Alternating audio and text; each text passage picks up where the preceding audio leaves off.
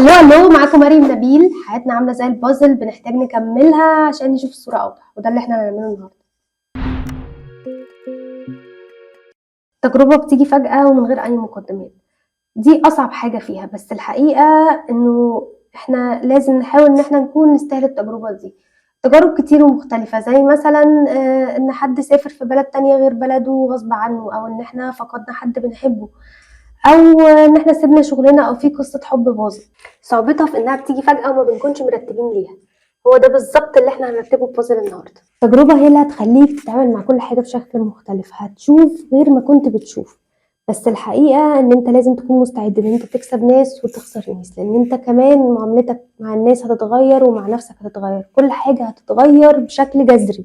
بس الحقيقه ان احنا بعد ما بنخلص مرحله المفاجاه بنخش على مرحله الزعل والوجع، بنسال نفسنا سؤال: هو انا ليه بيحصل لي كل ده؟ بس برضو ما بلاقيش اجابه. بس بعديها بفتره ببدا افهم واستوعب انه اللي حصل لي دوت خلاني احسن، خلاني اعرف اتقبل الصدمات اكتر. مثلا زي ازازه المايه، لو جبناها ومسكناها وضغطنا عليها جامد هتتضغط بكل سهوله لو هي فاضيه. بس لو جبنا ازازه المايه وهي جواها مايه، واللي هي التجارب، وضغطنا عليها، مش هتتضغط بسهوله. التجارب بتخلينا اقوى.